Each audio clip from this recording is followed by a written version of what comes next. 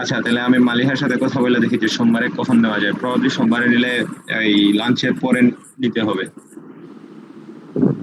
Okay sir. মানে সোমবারে সকালের দিকে নেওয়া মনে হয় না পসিবল হবে। নেওয়া যাবে নিলে আর কি, ওই রকম শেষের দিকে নিতে হবে। একটা মিনিট দেখি সোমবারে কি ফাঁকা আছে নাকি তোমাদের ভার্সিটির রুম গুলা। সানডে,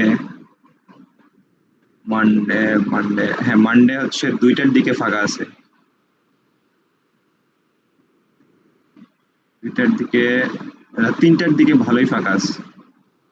নিলে ওইরকম টাইমে নিতে হবে আর কি সোমবারে।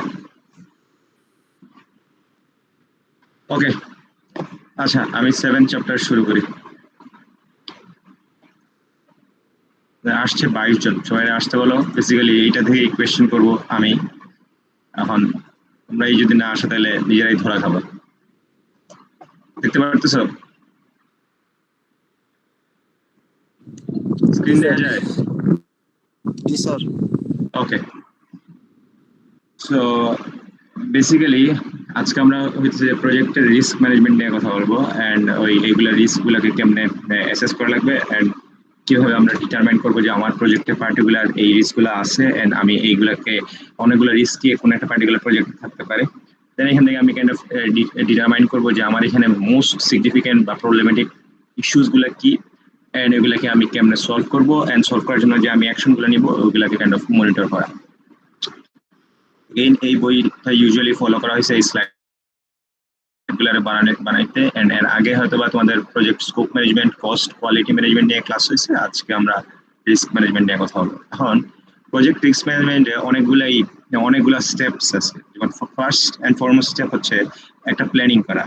এভরি সিঙ্গেল লেকচারসে তোমার একটা পার্টিকুলার যতগুলো টপিকই থাকে, যেমন কস্ট বা কোয়ালিটি নিয়ে আমরা পড়ছি, প্রথমেই আমাদের একটা সিঙ্গেল জিনিস থাকে প্ল্যানিং করা। সেম হেয়ার, রিস্ক ম্যানেজমেন্টও আমার একটা প্ল্যানিং থাকবে যে আমি এই রিস্কগুলোকে কেমনে হ্যান্ডেল করব। সেকেন্ড হচ্ছে যে আমার আইডেন্টিফাই করা যে আমার এখানে কি কি ধরনের রিস্ক অ্যাভেলেবল, বা এই পার্টিকুলার টাস্ক যে আমি করি, এই এই ইভেন্ট যে আমি অর্গানাইজ করব, বা এই প্রোগ্রামটা যে আমি হ্যান্ডেল করব, কিংবা আমি এই ম্যানুফ্যাকচারিং এ যে যাব, এই ম্যানুফ্যাকচারিং এ কি কি ধরনের রিস্ক হতে পারে। লেটস সে আমি একটা গার্মেন্টস শুরু করতেছি। এখন গার্মেন্টস এমন হইতে পারে যে এই একটা ইউরোপিয়ান কান্ট্রি গুলা বাংলাদেশের স্যাংশন মাইরা বলে দিল যে বাংলাদেশের কোনো প্রোডাক্ট আমরা নিব না, তাহলে আমি এই একটা রিস্কে পড়তে পারি, যদিও এটা চান্সেস খুবই লো। এমন হইতে পারে যে আমার গার্মেন্টসে আগুন লেগে গেছে, সো আমার প্রোডাকশন কমে গেছে, এটাও একটা হতে পারে। এমন হতে পারে ওয়ার্কার্সরা স্যালারির জন্য স্ট্রাইকে চলে গেছে। সো অনেক ধরনের ইস্যু হতে পারে। এখন আমার এখান থেকে কোয়ালিটেটিভ অ্যানালাইসিস করে বোঝা লাগবে যে আমার কোন রিস্ক গুলা ইম্পর্টেন্ট বা কোনটা একটু কম ইম্পর্টেন্ট। অনেক অনেক সময় ধরো তোমরা গুগল ডক্সে কিছু জিনিস কিছু মানুষের কাছ থেকে ইনফরমেশন জানতে চাও না, অনেকটা এরকম যে এই পার্টিকুলার ওয়েবসাইটটা ব্যবহার করে আপনার কেমন মনে হলো। অপশন থাকে 4-5টা, একটা থেকে ধরো খুবই খারাপ, খারাপ, মোটামুটি, ভালো, অতিরিক্ত ভালো। কোয়ালিটিভ রিস্ক অ্যানালাইসিস অনেকটা হচ্ছে ওই কোয়ালিটি বা কি ধরনের ওই পার্টিকুলার বিহেভিয়ার বা ক্যারেক্টারিস্টিক্স দিয়ে অ্যানালাইসিস। আর কোয়ান্টিটিভ এরপরে হচ্ছে যে কোয়ান্টিটেটিভ রিস্ক অ্যানালাইসিস। এটা তার নাম যেরকম কোয়ান্টিটি, বেসিক্যালি নাম্বারস নিয়ে অ্যানালাইসিস, এটা হচ্ছে অনেকটা ওই রকম যে তুমি ধরো অনেকটা আছে তোমার সেলস এর নাম্বার, এই একটা ইস্যু হতে পারে। কিংবা ধরো ওয়ার্কার ট্রেনিং, ওয়ার্কারের বেতন কি ধরনের, এটাও একটা quantitative amount. So basically numbers নিয়ে যে ধরনের অ্যানালাইসিস, ওইগুলো হচ্ছে কোয়ালিটেটিভ রিস্ক অ্যানালাইসিস। ফাইনালি হচ্ছে যে প্ল্যানিং করা যে আচ্ছা ফাইন, আমি কোয়ালিটেটিভ কোয়ান্টিটেটিভ দুই ধরনের রিস্ক অ্যানালাইসিস করছি, করে আমি ফিগার আউট করছি এই পার্টিকুলারটা সব থেকে ইম্পর্টেন্ট, সেকেন্ড মোস্ট ইম্পর্টেন্ট হচ্ছে এইটা, থার্ড মোস্ট হচ্ছে এটা, ফোর্থ মোস্ট হচ্ছে এটা। ওকে, তাহলে আমি ফার্স্টে সব থেকে ইম্পর্টেন্ট রিস্ক বা সব থেকে প্রবলেমেটিক ইস্যু যেটা, ওইটাকে হ্যান্ডেল করবো, ওইটাকে আমি কেমনে সলভ করবো ওই জন্য প্ল্যানিং করলাম। দেন আমি এই জিনিসটাকে সিক্স ইমপ্লিমেন্ট করলাম, যে এই পার্টিকুলার জিনিস আমি ইমপ্লিমেন্ট করছি, যে আমি এটাকে সলভ করবো, সলভ করার জন্য অ্যাকশন নিলাম। দেন ফাইনালি আমি এটাকে ঠিকভাবে যাচ্ছে কিনা ওইটাকে আমি মনিটর করতেছি।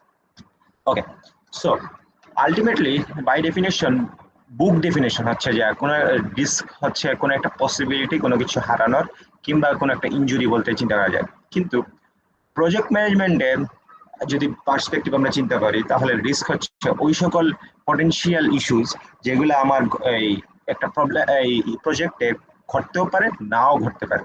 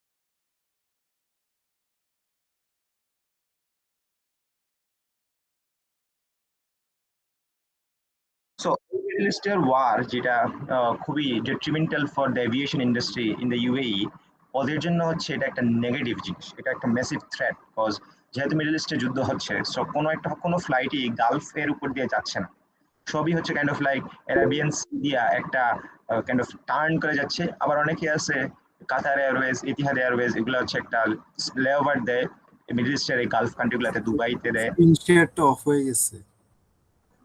স্ক্রিন শেয়ার অফ হয়ে গেছে? আচ্ছা, আমি আরেকবার দিতেছি।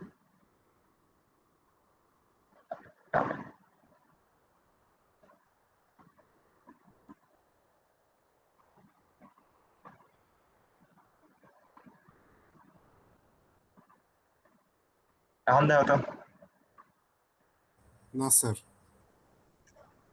এখনো আসে নাই? না স্যার। জি স্যার, এখন আসছে। ওকে, আচ্ছা, একটা মিনিট, একটা জিনিস কনফার্ম করি। আমার কথা তো ক্লিয়ার শোনা যাচ্ছে না?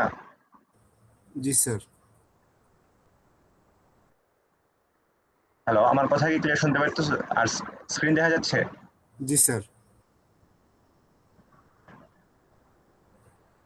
স্যার, হ্যালো, আমরা 5 নাম্বার স্লাইডে ছিলাম, এরপরে ওকে, সম্ভবত আপনার ইন্টারনেটে ইন্টারাপশন আসছিল।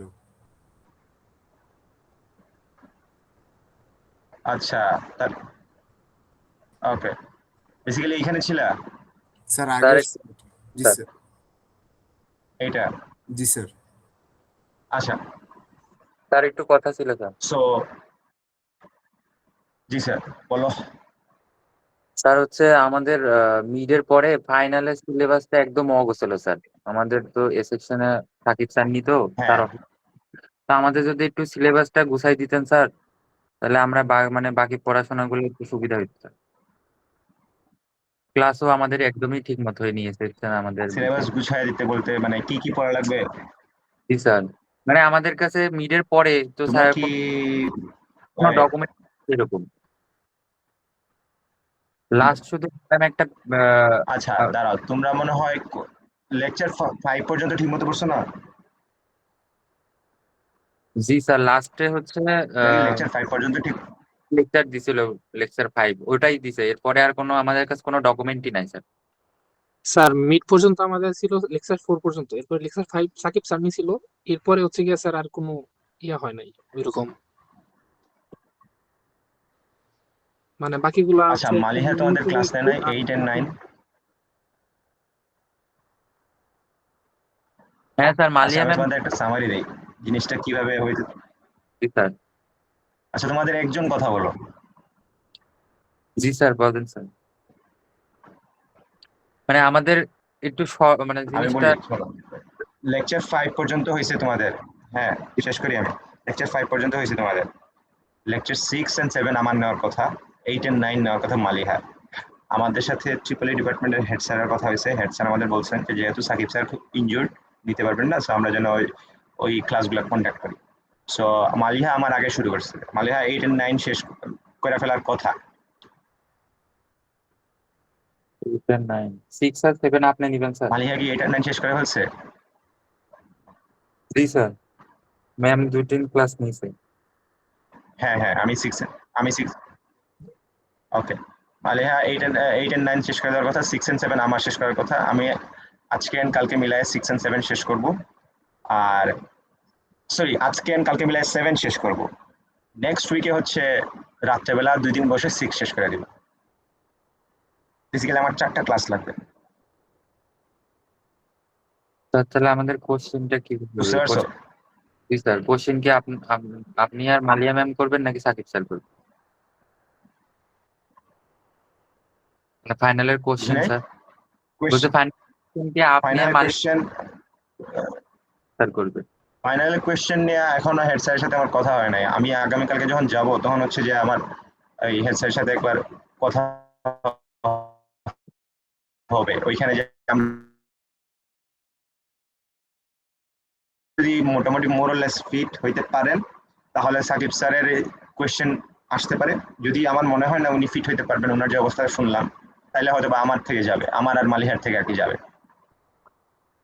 5 নাম্বার চ্যাপ্টারটাও তো তাহলে মানে 5 নাম্বার স্লাইডটাও ইনক্লুড থাকবে ফাইনালে? হ্যাঁ হ্যাঁ হ্যাঁ হ্যাঁ হ্যাঁ, মিডের পর থেকে। 5 6 7 8 9। হ্যাঁ, স্যার তাহলে কি স্যার আমাদের এখন বাকি তোমাদের ক্লাসগুলো সাথে সব না হয় পরে। অনলাইনে হবে? হ্যাঁ, কারণ একসাথে তো আর এ এন্ড বি সেকশন দুইটাকে নেওয়া স্যার পসিবল হয়ে আমাদের তো উঠবে না। স্যার মিডের পরে আমরা এটা অফলাইনে কোনো একটা ক্লাসও পাই নাই, তো শুধু অনলাইনে ক্লাস নিলে স্যার আমাদের প্রবলেম থাকলে স্যার আমরা দেখাবো কবে? তুমি তাহলে আমার সাথে দেখা করতে পারো, যদি সানডে বা কিতে নেক্সট উইকেই তুমি ডিসকাস করতে চাইলে করতে পারো, আমি আসবো তো। আর স্যার আপনি মেবি রবিবার স্যার এক্সাম নিতে চাইছিলেন? হ্যাঁ, ওইটা তো তোমরা বললা যে রবিবার দিতে পারবো না, তাহলে আমি মানডে নিয়ে না গেলাম। স্যার। হ্যাঁ, আর কোনো কিছু? ল্যাব ফাইনাল আছে আর কি, 2টা ল্যাব ফাইনাল। হ্যাঁ, এই জন্যই তো তোমরা বললা না রবিবারে দিতে পারবো না। আর এই কোর্সটা কারণ আমাদের এটা সমস্যাই স্যার, মানে প্রথম দিকে মিডের পর থেকে তো ক্লাসে না, মিডের আগেও সেভাবে ক্লাস হয়নি। কুইজ 2টা হয়েছে, সে 2টা অনলাইনে দিছি। এখন আর একটা কুইজ যদি হয় তো মানে জিনিসটা এরকম হয়ে গেছে, না পারছি স্যার, গিলতে না পারছি উগলাতে স্যার। এখন তোমরা দেখি খুবই দুঃখ কষ্টে আছো। স্যার এইটার আমাদের শুধুমাত্র অফলাইনে ক্লাসই হয়েছে স্যার 2টা, মানে 2 দিন খালি ক্লাস হচ্ছে, সবগুলো অনলাইনে ক্লাস হচ্ছে স্যার। এই কোর্সটা আমরা ওইভাবে মানে আপনি যেভাবে পড়াচ্ছেন স্যার হয়তো বা এটা এভাবেই পড়ানোর নিয়ম, কিন্তু স্যার আমরা এটার কিচ্ছু বুঝতেছি না, আমাদের সেকশনের একটা স্টুডেন্ট কেউ কিছু বুঝতেছি না। আমাদের কি স্যার আচ্ছা, অফলাইনে একটা ক্লাস করানো সম্ভব স্যার? এখন আমি তোমাদের অফলাইনে, এখন তুমি আমার একটা সলিউশন দাও। এ এ এন্ড বি সেকশনের যে আমি ক্লাস নিব, তোমাদের কত মানুষ? 100 মানুষ? আর বুঝতে পারছি স্যার, মানে সবগুলোই সমস্যা, কিন্তু স্যার আমরা কি করবো স্যার, সেটা সমাধান তো হচ্ছে বুঝতেছি না। মানে আমাদের সেকশনের এই সাবজেক্টের কেউ হচ্ছে রিটেক চলে আসবে সবার, এমন একটা অবস্থা। একটা জিনিস করা যেতে পারে যে আমি তোমাদের ফাইনালস এর আগে একদিন বসলাম, বসে হচ্ছে যে তোমাদের ওই ওভারঅল আইডিয়াজ এন্ড কোয়েশ্চেন নিয়ে কথা বললাম সামনাসামনি।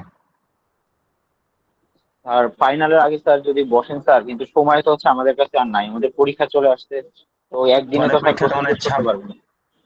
আমি তো একদিনের কোর্স শেষ করবো না, আমি তো হচ্ছে একদিনের কোর্সে একটা ওভারভিউ দিব, মানে কি করা লাগবে কি না, হ্যান ত্যান এসব। মালিয়া ম্যাম হচ্ছে পড়াইছে, ক্লাসগুলো নিয়েছে, কিন্তু ম্যামই হচ্ছে স্বীকার করেছে ম্যাম এভাবে মানে এই কোর্স আগে করায়নি, ম্যাম গুছায় ক্লাসটা নিতে পারে না আমাদের ওইভাবে, মানে মানে ক্লাসটা নিতে হ্যাঁ, হবে তাই নিয়েছে। তো এরকম করলে স্যার আমরা কি করবো? তোমরা যা চেয়ারম্যানের সাথে কথা, সরি ডিপার্টমেন্ট হেডের সাথে কথা বলতে পারো,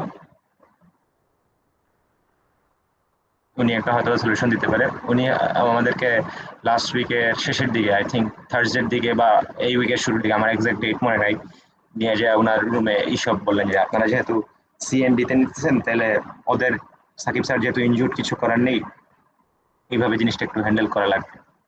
মানে এটাও তো খুবই আনফরচুনেট যে সাকিব স্যার ইনজুর্ড হয়ে গেছেন কিছু, অ্যান্ড উনি হসপিটালাইজ। তোমরা হচ্ছে যে টুইসডে কি আমার সময় দিতে পারবা?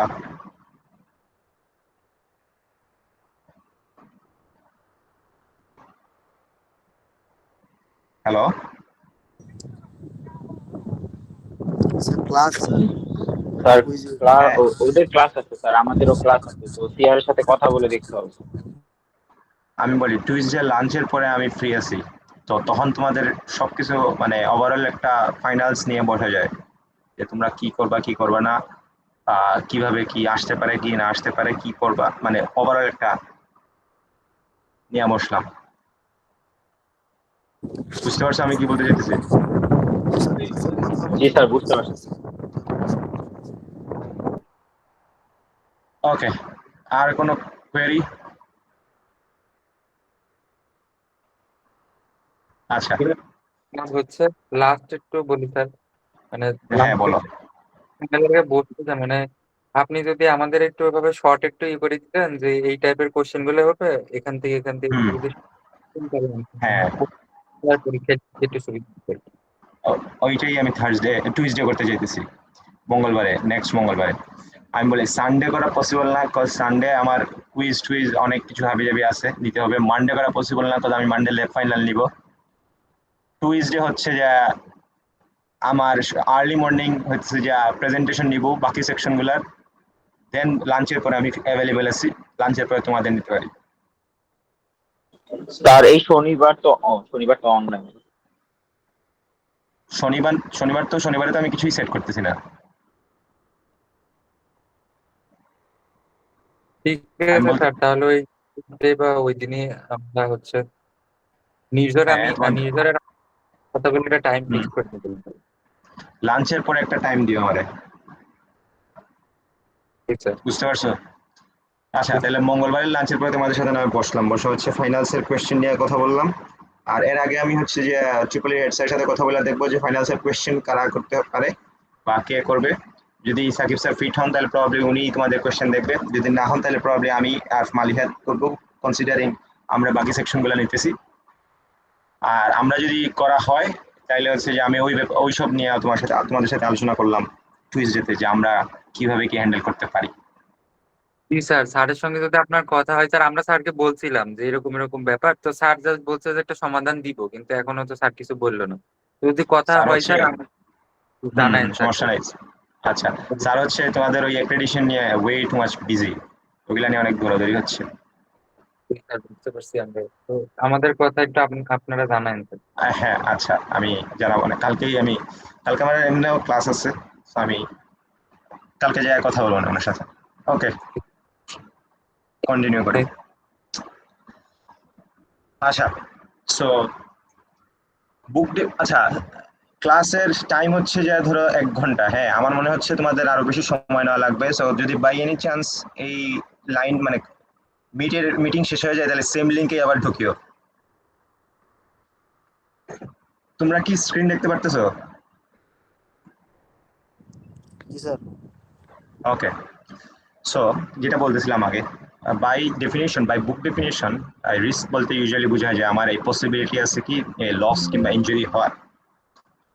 বাট আমি যদি পার্টিকুলার কোনো প্রজেক্টের কথা চিন্তা করি বা প্রোডাকশনের হাউসের কথা চিন্তা করি, তাহলে আমাদের এই রিস্ক বা এই সকল জিনিস হচ্ছে যে কি ধরনের পটেনশিয়াল প্রবলেমস আছে যেগুলো আমার এখানে ঘটতে পারে, যা আমার প্রজেক্টে হ্যাম্পার করে। ফর এক্সাম্পল আমরা যদি চিন্তা করি একটা ম্যানুফ্যাকচারিং হাউস কিংবা ধরো একটা গার্মেন্টস ইন্ডাস্ট্রি, আমার একটা ফ্যাক্টরি আছে, আমি কাপড় চোপড় বানাই।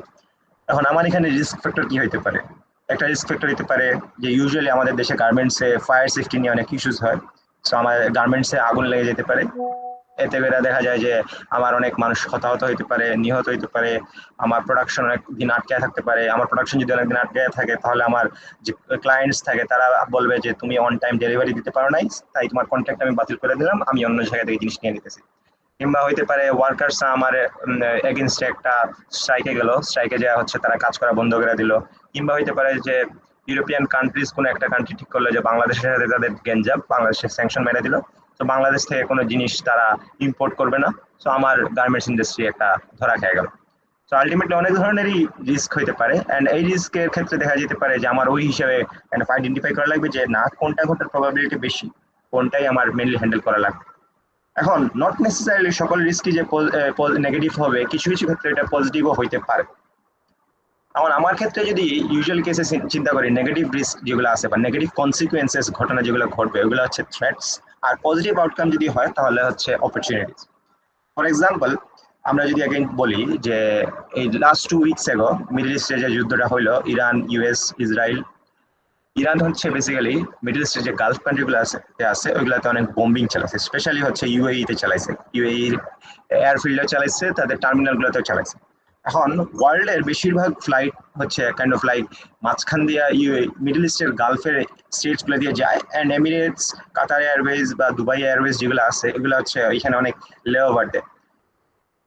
এখন এই গালফ ওয়ার বা এই যে ড্রোন অ্যাটাক, মিসাইল অ্যাটাকগুলোর কারণে হচ্ছে অনেক ফ্লাইট ক্যান্সেল হয়েছে, অনেক ফ্লাইট ঠিক মতো যাইতে পারে নাই, অনেক মানুষ তাদের ফ্লাইট মিস করছে, বা অনেকে আছে এয়ারপোর্টে যা আলটিমেটলি দেখা গেছে যে ফ্লাইটই হয় নাই। এই ধরনের ঘটনাগুলা দুবাই এয়ারওয়েজ বা এতিহাদের জন্য হচ্ছে একটা নেগেটিভ কনসিকুয়েন্সেস নিয়ে আসছে, এই রিস্ক ফ্যাক্টরগুলো ওদের জন্য একটা থ্রেট। কিন্তু একই সময়ে যেহেতু মিডল ইস্টের গালফের উপর দিয়ে যাইতে পারতেছে না plane, so kind of like Arabian sea বা কাইন্ড অফ একটা আফ্রিকার এই সাইড দিয়ে একটু ঘুরে তোমার তুর্কিশ এয়ারওয়েজ ফ্লাই করছে। এখন দুবাই এমিরেটস এর পরে আই থিঙ্ক তুর্কিশ এয়ারওয়েজই হচ্ছে ওয়ার্ল্ডের অনেক বেশি জায়গা কাভার দেয়, যেহেতু মিডল ইস্টের কান্ট্রিজ গুলার যে এয়ারপ্লেনস বা ফ্লাইটস যেগুলো যাইতে পারতেছে না, ফ্লাই করতে পারতেছে না, compare to that Turkish airlines অনেক ভালোই ফ্লাই করছে অ্যান্ড অনেক ভালোই কাভারেজ দিচ্ছে, অ্যান্ড অনেক মানুষই হচ্ছে যে আলটিমেটলি দেখা গেছে যে ওই এতিহাদের টিকিট না কেটে কাইন্ড অফ তুর্কিশেরই টিকিটস গুলো কাটছে। তো ওদের জন্য ছিল এই ঘটনাগুলা বা এই রিস্কটা একটা অপরচুনিটি। আবার কোন একটা জিনিসে রিস্ক যদি আমি বাই ডেফিনেশন ডিফাইন করতে চাই, তাহলে রিস্কের ক্ষেত্রে আমার 100% যদি কোনো একটা ঘটনা ঘটার চান্স থাকে, তাহলে এটাকে আমরা বলতে পারি না যে এটা একটা রিস্ক, এটা হচ্ছে একটা ঘটবেই। আমি যে এক্সাম্পল একটা দিছিলাম যে তুমি যদি নর্থ কোরিয়ায় একটা বোমিং করো, ফর এক্সাম্পল নিউক্লিয়ার অ্যাটাক করো, তাহলে 100% গ্যারান্টি ওরাও তোমারে রিটেলিয়েট করবে।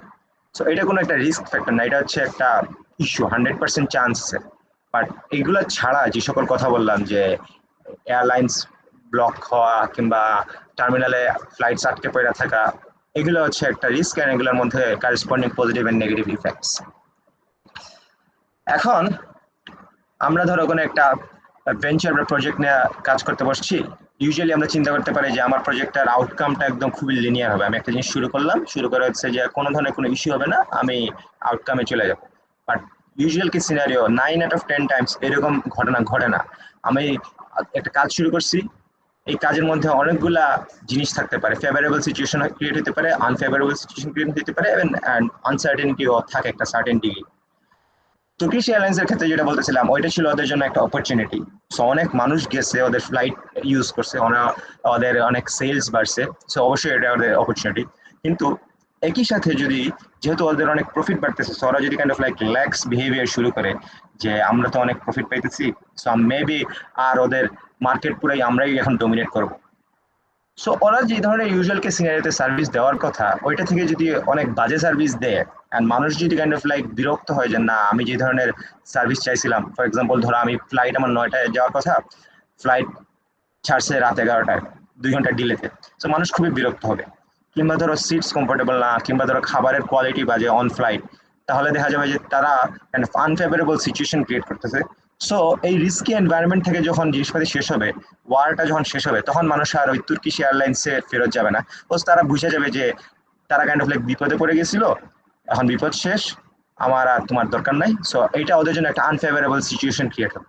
সো আলটিমেটলি তোমার যদিও তোমার একটা অপরচুনিটি থাকে, তোমার ওই ধরনের বিহেভিয়ার বা ওই ধরনের অ্যাকশনস গুলো নেওয়া লাগবে যেটা তোমার জন্য ওই অপরচুনিটিটা মেনটেন করে অ্যান্ড ফেভারেবল সিচুয়েশনসও থাকে। এখন আমার ক্ষেত্রে এখানে অনেক ধরনের জিনিসই আছে। এটা হচ্ছে বেসিক্যালি আনসার্টেন কন্টিনিউয়াম রিস্ক, একটা হচ্ছে নোন ইস্যু হইতে পারে, কিছু হচ্ছে আননোন ইস্যু হইতে পারে, কিছু নোন ইস্যু আছে, আর কিছু আননোন ইস্যু যেগুলা, এগুলো হচ্ছে একদম বেসিক্যালি আননোন দিয়ে শুরু করি। আননোন হচ্ছে একদম আনকমন জিনিস যেটা কখনোই ঘটে নাই। ফর এক্সাম্পল এই যে এখানে একটা black swan event, pandemic. Usual কে সিনারিওতে তুমি যখন একটা প্রজেক্ট হ্যান্ডেল করবা, বা ধরো তুমি একটা প্ল্যানিং করতেছো যে আমি এই প্রজেক্টটাকে পার্টিকুলারলি এমনি হ্যান্ডেল করবো, এমনি এমনি আগায় যাব।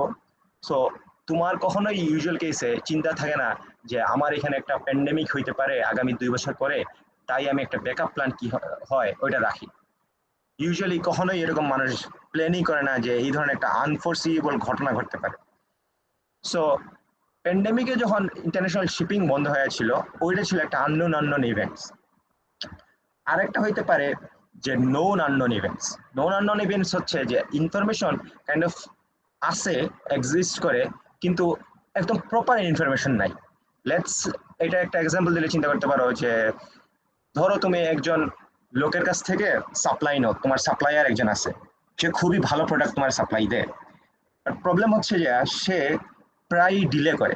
তো তুমি ধৈর্যই রাখছো যে সে ডিলে করবে, বাট তুমি এক্স্যাক্টলি জানো না সে যে কতদিন ডিলে করবে। তোমার সে বললো 1 সপ্তাহ পরে প্রোডাক্ট দিবে, তুমি ধৈর্যই রাখছো যে না, সে তার প্রিভিয়াস হিস্ট্রি খুবই বাজে, সে আমার 1 সপ্তাহের মধ্যে জীবনে দিতে পারবে না, সে আমাকে 7 দিনের জায়গায় 10 দিন পরেও দিতে পারে, 11 দিন পরে দিতে পারে, বাট কতদিন পরে দিবে এটা আমি এক্স্যাক্টলি জানি না। এইটাই হচ্ছে যে আননোন। আর আননোন হচ্ছে যে এই ধরনের কিছু ইন্টারনাল ইনফরমেশন আছে বা এক্সপেরিয়েন্স আছে যেগুলা মানে কিছু সার্টেন গ্রুপস অফ মানুষ জানে, বাট একটা লার্জ স্কেলে এটা এখনো এই কাইন্ড অফ ইভ্যালুয়েট বা রিয়েলাইজ করা হয় না। এগেইন এই জায়গায় একটা এক্সাম্পল দেওয়া আছে যে ধরো তুমি একটা সফটওয়্যার টুলস আছে, একটা সার্টেন গ্রুপস ডেভেলপ করছে, বা একটা তোমার ডিপার্টমেন্টে একটা পার্টিকুলার অনেকটা কোম্পানি যখন থাকে, একটা কোম্পানিতে অনেকগুলো ডিপার্টমেন্ট ওয়াইজ ডিভাইড করা থাকে, যে এই পার্টিকুলার সেকশন হচ্ছে যে এই প্রোডাক্ট নিয়ে কাজ করবে, এই পার্টিকুলার সেকশন হচ্ছে এই প্রোডাক্ট নিয়ে কাজ করবে। সো একটা ধরো সফটওয়্যার ডেভেলপমেন্টের একটা সফটওয়্যার টেস্টিং এর একটা টিম আছে, ওরা একটা প্রোডাক্টের টেস্ট করছে, টেস্ট করে দেখছে যে এই জিনিসটা ফেল করে, ওরা জানে এই জিনিসটা ফেল করে, বাট জানে না যে কেন ফেল করে। বাট তুমি এটা শিপ করতে যাবা, ওরা তোমার বলে নাই, বা তোমার প্রোডাক্টের উপরে বলে, তোমার টিমরে বলে নাই যে এই পার্টিকুলার প্রোডাক্টটা এই কারণে ফেল করে, বা এইটা মানে এই পার্টিকুলার ইস্যুর কারণে ফেল করে, কজ ওরা নিজেই তো জানে না যে কেন ফেল করে, বাট ওরা জানে যে এটা ফেল করে। সো এই পার্টিকুলার জিনিস হচ্ছে যে আননোন ইভেন্টস। অ্যান্ড ফাইনালি হচ্ছে যে এগুলা নোন ইভেন্টস, ইনফরমেশন হচ্ছে সবার কাছে অ্যাভেলেবল, সবাই সব ধরনের সবকিছু জানে, এন্ড এইখানে কাইন্ড অফ লাইক সবকিছু ইন অর্ডার মেনটেন করা হয়। লেটস সে ফর এক্সাম্পল একটা হার্ড ডেডলাইন, যেমন তোমাদের ফাইনালসের ডেট মনে হয় 26 তারিখ দেওয়া, তোমরা জানো 26 তারিখ পরীক্ষা হবে, ওইটা কোনোভাবেই পিছাবে না। সো একটা হার্ড ডেডলাইনের যে প্রজেক্টগুলো থাকে, প্রজেক্টের যে হার্ড ডেডলাইন সেট করা, ওইগুলোই হচ্ছে যে অলওয়েজ মেনটেন করা হয়। অ্যান্ড ওইটাই কোনোভাবেই কখনোই কোনো আনসার্টেন ইভেন্টস মানে ম্যাসিভ কিছু না হলে জীবনেও চেঞ্জ হবে না, ওইটাই হচ্ছে যে বেসিক্যালি নোন ইভেন্টস। এখন আমরা যেহেতু কিছু জিনিস আছে যে আমরা প্রবাবলি তোমরা এই রিস্ক কস্ট মনে হয় তোমাদের পড়ানো হয়েছে কোর্স লেকচারে। কোর্স লেকচারের একটা পার্টিকুলার জিনিস ছিল যে আমি যখন বাজেটিং করব, বাজেটিং এ আমার দুইটা পার্টিকুলার জিনিস থাকে, একটা হচ্ছে যে কন্টিনজেন্সি রিজার্ভ, একটা হচ্ছে ম্যানেজমেন্ট রিজার্ভ। কন্টিনজেন্সি রিজার্ভ হচ্ছে প্রজেক্ট ম্যানেজারের হাতে থাকে, সে হচ্ছে একটা কাইন্ড অফ ব্যাকআপ, কিছু এক্সট্রা পরিমাণ টাকা রাখে যে হঠাৎ উইয়ার্ড কোনো ঘটনা যদি ঘটে তাহলে আচ্ছা আমি তাহলে এই রিজার্ভ থেকে খরচ করব। এখন ধরো তোমরা একটা প্রোগ্রাম অ্যারেঞ্জ করতেছো, লেটস সে পয়লা বৈশাখের প্রোগ্রাম অ্যারেঞ্জ করতেছো তোমাদের ডিপার্টমেন্টে, হোয়াট তোমাদের পয়লা বৈশাখের প্রোগ্রামে হচ্ছে তোমাদের সেকশন থেকে 100 জন যাবে, তোমরা কথা বলছো মানুষের সাথে কথা বলে দেখছো যে 80 জন বলছে কনফার্ম করছে আসবে, বাট বাকি 20 জন বলছে যে না আমি হচ্ছে যে ছুটির দিনে আমি বাসায় থাকবো কিংবা আমি বাড়ি যাব। সো অনেকের অনেক রিজন দিয়ে বলছে যে 20 জন আসবে না, বাট 80 জন কনফার্ম করছে। তুমি যখন খাবার দাবার অ্যারেঞ্জমেন্ট করতে যাবা, তুমি 80 জনের জন্য তো করবে না, তুমি করবে 100 জনের জন্য। বাই এনি চান্স যদি 80-এর উপরেও যদি কিছু মানুষ আসে তাহলে আমার জন্য আমি ওটা হ্যান্ডেল করতে পারি। সো 80 জনের যেই পরিমাণ 80 জন যেহেতু তোমার কনফার্ম করছে, ওই 80 জনের হ্যান্ডেল করার জন্য যেই পরিমাণ টাকাটা তুমি রাখছো ওইটাই হচ্ছে তোমার মেইন বাজেট। বাট যেই 20 জনের জন্য এক্সট্রা তুমি খরচ করার জন্য হাতে রাখছো ওইটাই হচ্ছে তোমার কন্টিনজেন্সি রিজার্ভ। এখন কন্টিনজেন্সি রিজার্ভ হচ্ছে ওই ধরনের নোন রিস্ক হ্যান্ডেল করার জন্য যেগুলো হচ্ছে এই প্রজেক্ট ম্যানেজার বা তোমাদের ক্ষেত্রে হইতেছে যে ধরো তোমার সিআর হ্যান্ডেল করতেছে ইস্যু, ওর হাতে থাকে ওই পরিমাণ টাকাটা। সো ও জানে যে 80 জন আমার 20 জন বন্ধু যেহেতু বলছে আসবে না, but there is a chance তারা হঠাৎ করে র্যান্ডমলি তাদের মুড চেঞ্জ হতে পারে যে তারা অ্যাকচুয়ালিও আসতে পারে। সো এখানে একটা নোন রিস্ক আছে, সে ওই কন্টিনজেন্সি রিজার্ভ থেকে ইউজ করে। আর আননোন রিস্ক হইতেছে যে ধরো লেটস সে তোমার পয়লা বৈশাখে এটাকে একটা টেররিস্ট অ্যাটাক হইলো, আবার অনেক ধরনের অনেক ইস্যু হইতে পারে। লেটস সে যে তুমি ভাবছো 100 জন মানুষ আসবে, কিন্তু তোমাদের ডিপার্টমেন্টের কি বললো যে ডিপার্টমেন্টের হেড বললেন যে না এইবার হচ্ছে আমরা তোমরা সিএসসির, ওরা বলতেছে প্রোগ্রাম অ্যারেঞ্জ করতে পারবে না, বাট সিএসসির প্ল্যান খুবই আগ্রহী, তোমরা একসাথে দুইটা সেকশন দুইটা ডিপার্টমেন্টেরই প্রোগ্রাম হ্যান্ডেল করো। আর তুমি তো দুইটা ডিপার্টমেন্ট হ্যান্ডেল করার মতো প্ল্যানিং নিয়ে আগাও নাই, সো তোমার জন্য এই জিনিসটা তো আননোন। ওই ক্ষেত্রে তোমাকে যে রিজার্ভটা বা ওই ক্ষেত্রে যে তোমার ফান্ডিংটা প্রোভাইড করবে, ওইটা তো অবশ্যই তোমার হেড স্যারের প্রোভাইড করা লাগবে। এই ক্ষেত্রে এইখানে তোমার হেড স্যারটা হচ্ছে যে তোমার ম্যানেজমেন্ট, যে তুমি যেহেতু এই জিনিসটা প্ল্যানিং করে আগে থেকে আগাও নাই, আর তুমি যে এই রিস্কের ব্যাপারে অ্যাওয়্যার না, এই রিস্কটা হ্যান্ডেল করার জন্য ফান্ডিং তাহলে তোমার হাতে নাই। সো ম্যানেজমেন্ট লেভেলে অবশ্যই টাকা পয়সা আছে, ম্যানেজমেন্ট তোমার ফান্ডিং প্রোভাইড করতে হবে এই জিনিসটা হ্যান্ডেল করার জন্য। এখন রিস্ক ম্যানেজমেন্টে অনেক ধরনের অনেক পার্টিকুলার জিনিস হতে পারে, যে রিস্কের ক্ষেত্রে অনেক মানুষ থাকে, অনেক সময় আছে যে আমার লেবার শর্টেজের একটা ইস্যু আছে, অনেক সময় আছে আমার সেফটির ইস্যু হইতে পারে, যে আমার আজকে কাজ করতে যে অ্যাক্সিডেন্টে অনেক মানুষ একজন মানুষ মারা গেছে, আমার সেফটি ঠিকমতো মানা হচ্ছে না, শিডিউলের ইস্যু হতে পারে, বাজেটের ইস্যু হতে পারে যে আমার বাজেট ফুরায় যাচ্ছে, কিংবা আমার কোয়ালিটি ইস্যু হতে পারে যে আমার কোয়ালিটি অনেক বাজেট। এখন রিস্কের ডিফারেন্ট ডিফারেন্ট অ্যাসপেক্টস আছে, ডিফারেন্ট স্কোপ আছে। দুইটা পার্টিকুলার জিনিস হচ্ছে, একটা হচ্ছে সোর্স বেসড রিস্ক আর একটা হচ্ছে effect based risk. Source based রিস্কগুলো আগে আমি ডিসকাস করি।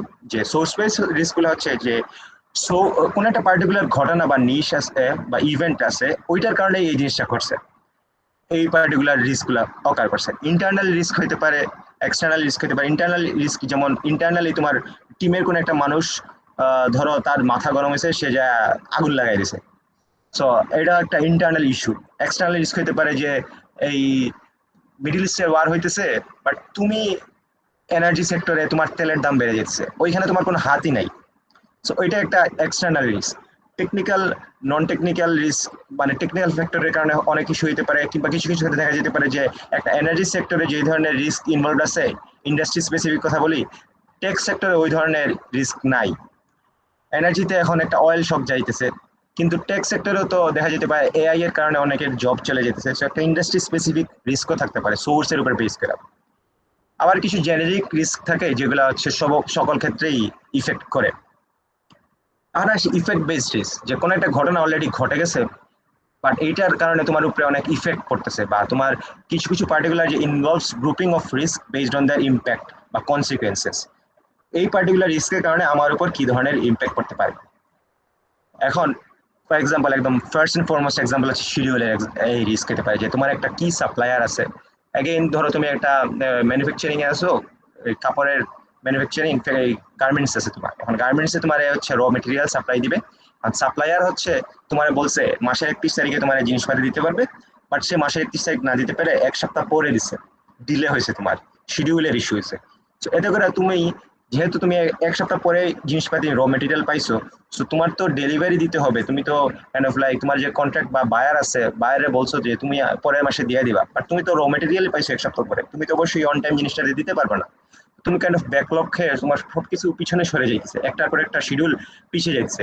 তুমি প্রোডাকশন করছো লেটে, তুমি প্রোডাকশন লেটে করার কারণে তুমি ডেলিভারি দিছো লেটে, ডেলিভারি লেটে দেওয়ার কারণে হচ্ছে যা তোমার ক্লায়েন্ট চেতে যেতেছে। সো এটা হচ্ছে শিডিউলের কারণে যে এই রিস্কটা ইস্যু হয়েছে, ইফেক্ট পড়তেছে তোমার শিডিউলে।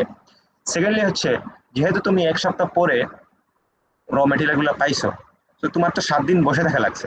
7 দিন যেহেতু তুমি তারপরে বসেছিলা, আর 7 দিন বসে থাকার পরে তো তোমার ওয়ার্কারদের তো অবশ্যই বেতন দিছো, যেহেতু তুমি তো বলো নাই যে আচ্ছা আমার র মেটেরিয়াল 7 দিনে আসতে লেট হয়েছে, আপনারা 7 দিনের এই 7 দিনের বেতন পাবেন না, এটা তো তুমি বলতে পারবো না, তোমার অবশ্যই 7 দিনের বেতন দিতে হবে তোমার। এতে করে তোমার অবশ্যই কস্ট বাড়তেছে। এই যে কস্ট বাড়ছে, এটা তো হচ্ছে টোটালি একটা ডিফারেন্ট কারণে তোমার একটা কস্টের উপরে ইফেক্ট পড়তেছে, যার কারণে হচ্ছে যে তোমার আলটিমেটলি একটা লস হচ্ছে। থার্ড হচ্ছে ধরো কোয়ালিটির কথা যদি চিন্তা করি, ওকে আমি সবকিছু অনেক লেটে পাইছি, আমার কস্ট অনেক বেড়ে যেতেছে, বাট আমি ক্লায়েন্টের চাইতেছি খুশি রাখতে, বা অ্যাটলিস্ট আমি কমিটমেন্ট যেহেতু দিচ্ছি 1 মাসের মধ্যে আমি আমার জিনিসপাতি ফেরত দিয়ে দিব, বা জিনিসপাতি প্রোডাকশন করে আপনাদের দিয়ে দিব, তাহলে আমার কোয়ালিটি অবশ্যই একটা মেনটেন করা লাগতে হবে। সো আমি যেহেতু অন টাইম দিয়ে দিব, সো আমি তাহলে যেমনি পারি আমি তাহলে দিয়ে দিই। সো আমি যদি চিন্তা করি যে আমার 1 মাসের মধ্যে দিতে হবে, আমার আগে হাতে রাখছিলাম 30 দিনে কাজ করব, এখন আমার হাতে সময় আছে 20 দিন, এখন 20 দিনে 30 দিনের কাজ করতে গেলে অবশ্যই তোমার কোয়ালিটি ড্রপ করবে, এতে করে তোমার একটা ইফেক্ট যাবে। এখন দুইটা জিনিস করতে পারে, এক, তুমি অন টাইম জিনিসপাতি তাহলে দিয়ে দিছো, সো তুমি একটা কমিটমেন্ট রাখছো যে না আমি সময়ের কাজ সময় করি, বাট তুমি যে কোয়ালিটি প্রমিস করছো ওই কোয়ালিটি তো তুমি মেনটেন করতে পারো না, এতে করে দেখা যেতে পারে যে ক্লায়েন্ট আলটিমেটলি তোমার উপরে চেতে যেতে পারে। ফাইনালি হইতে পারে স্কোপ। লেটস সে তুমি একটা এই অ্যাপ বানানোর জন্য একটা ক্লায়েন্টের সাথে ডিসকাস করছো যে আপনি এই ধরনের জিনিসপাতি চান, আমি আপনাকে এই পার্টিকুলার জিনিসপাতি বানায় দিব। এখন তুমি তোমার পুরো টিম রে বুঝাই দিছো, তুমি হাতে সময় নিছো 1 মাসের মধ্যে আমি ডেলিভারি দিয়ে দিব, 15 দিন হয়ে গেছে, তোমার কাজ সময়ের আগে আগাইতেছে, তুমি 1 মাস বললেও তুমি নেক্সট 7 দিনের মধ্যে 3 সপ্তাহে ডেলিভারি দিয়ে দিতে পারবা। আর 15 দিন পরে তোমার ক্লায়েন্ট এসে বললো যে না, আমি আপনাদের যেটা বলছিলাম আমি চাইতেছি এইটা বাদ দিয়া নতুন একটা ফাংশন এড করতে, টোটালি ওভারহল করে ফেলতে। তুমি তো অলরেডি 15 দিনের কাজ করে ফেলছো, তোমার আর 7 দিন পরে কাজ শেষ হয়ে যাবে, তোমার পক্ষে তো এখন আর নতুন করে এইসব জিনিস অ্যাড করা পসিবল না, বা তুমি কাইন্ড অফ কাজের শেষের দিকে চলে গেছো। সো নতুন জিনিস অ্যাড করাটা তোমার স্কোপের বাইরে। এইটা হচ্ছে এই ধরনের ইস্যুর কারণে ক্রিয়েট হওয়া একটা আউট অফ স্কোপ কনসিকুয়েন্সেস রিস্কের। ওকে, এখন এটা যদি আমরা চিন্তা করি একটা প্রোডাক্ট লাইফ সাইকেলের সাথে হচ্ছে রিস্কের একটা কোরিলেশন। আমরা যদি চিন্তা করি যে আমার প্রজেক্টের যখন শুরুর দিকে থাকে, তাইলে আমার প্রজেক্টে সাকসেসফুল করার ক্ষেত্রে রিস্ক অনেক হাই থাকে। মানে সাকসেসফুল করতে যদি চাই তাহলে আমার রিস্ক ম্যাসিভলি হাই থাকে। কিন্তু আমার যেহেতু আমার প্রজেক্ট শুরু করছি, লেটস সে আমি একটা এক্সাম্পল দিই আরেকটা। ধরো তুমি একটা সফটওয়্যারের ফার্ম খুলতেছো বা একটা স্টার্ট আপ দিছো। এখন তোমার স্টার্ট আপে শুরুতে একদম শুরুতে স্টার্ট আপ সাকসেসফুল করতে প্রচুর পরিমাণে পরিশ্রম দেওয়া লাগে। সো তোমার সাকসেসফুল করার চান্স অনেক কম, ফেল হওয়ার চান্সেস অনেক হাই, প্লাস তুমি যে ফিল্ডে যাচ্ছ ওইটাতে রিস্ক অনেক তুমি নিতেছো। ওকে, সো ইনিশিয়াল কেসে দেখা যেতে পারে যে তোমার প্রজেক্টের রিস্ক অনেক হাই, বাট তুমি যেহেতু একটা প্রজেক্ট শুরু করতেছো, সো তোমার এই রিস্কটারে হ্যান্ডেল করতে বা তোমার যে আইডিয়াস গুলো এক্সপ্লোর করতে, পিভট করতে, যে আচ্ছা এই পার্টিকুলার আইডিয়া আমার কাজে দিতেছে না, আমি তাহলে ডিফারেন্ট দিকে যাই, ডিফারেন্ট ডাইমেনশনে যাই, তাহলে তোমার পিভট করার অনেক সুযোগ আছে। সো তোমার cost kind of in a sense কম, যে ভুল আমি এটা ফিক্স করতে পারবো। তোমরা কি কেউ টেক্সট দিতেছো নাকি? আচ্ছা, না, যাই হোক। সো ভুল টুল হইলেও আমি এটারে ইন এ সেন্স ফিক্স করতে পারবো, আমার জন্য এটা ফিক্স করা মোর সো ইজিয়ার। সো আমার ইনিশিয়ালি প্রজেক্টের লাইফ সাইকেলে আমার রিস্ক অনেক হাই, বাট আমার রিস্কের কারণে যে আমার ভুল টুল হবে ওইটা ফিক্স করার কস্ট অনেক কম। এখন আমি ধরো প্রজেক্ট বা আমার এই যে স্টার্ট আপের 2-3 বছর হয়ে গেছে, অলরেডি অনেকটুকু দাঁড়ায় গেছে। এখন অলরেডি অনেকটুকু দাঁড়ায় যাওয়ার পরে দেখা গেছে যে আমার এখানে ওই রিস্কি ইভেন্টের ঘটনা অনেক কম, কারণ আমি লাস্ট 2-3 বছর অনেক ধরনের প্রবলেমের সম্মুখীন হয়েছি, অ্যান্ড প্রবলেমগুলো সলভ করেই তো আগাইছি। আগানোর কারণে দেখা যেতেছে যে আমার এখানে আমি বেশ ভালোই লো রিস্কের এনভায়রনমেন্টে আছি, আমি মোটামুটি আমার কাজ দাঁড় করায় ফেলছি। বাট এখন আমি চিন্তা করতেছি যে না, আমি পিভট করব, আমার পুরা প্রোডাক্ট বা পুরা কোম্পানির ডাইরেকশনটাই পিভট করব। আমি তো অলরেডি একটা জিনিস এস্টাবলিশ করে ফেলছি, এখন যদি আমি এটা পিভট করতে চাই তাহলে তো আমার একটা মেসি পরিমাণে খরচ হবে। সো প্রজেক্টের লাইফ সাইকেল যখন শেষের দিকে চলে আসবে, তখন আমার এক্সপিরিয়েন্সের দরুন রিস্কের পরিমাণটাও কমবে। কিন্তু আমার যদি কোনো একটা পার্টিকুলার ইভেন্ট ঘটে বা আমি যদি চিন্তা করি যে আমি এখান থেকে পিভট করবো, তাহলে আমার কস্টও ওই ধরনের এসকেলেট করে, কস্ট ওইটা অনেক বেড়ে যায়। সো ইন দ্যাট সেন্স আমরা যদি বলি, তাহলে আমাদের অবশ্যই একটা জিনিস বলা লাগবে যে আমি কোনো একটা পার্টিকুলার প্রজেক্ট যদি হ্যান্ডেল করতে চাই, তাহলে প্রজেক্টে অবশ্যই অনেক ধরনের ইফেক্ট থাকে বা অনেক রিস্ক থাকে। আমি অবশ্যই একটা স্টার্ট আপ শুরু করতে গেলে, অবশ্যই একটা প্রজেক্ট হাতে নিয়ে গেলে আমার রিস্কের কথা চিন্তা করা লাগতে পারে। আর আমার যে দেখা লাগবে যে আমি কি ধরনের রিস্ক হ্যান্ডেল করতে পারি বা আমার টলারেন্সের লিমিটটা কি। লেটস সে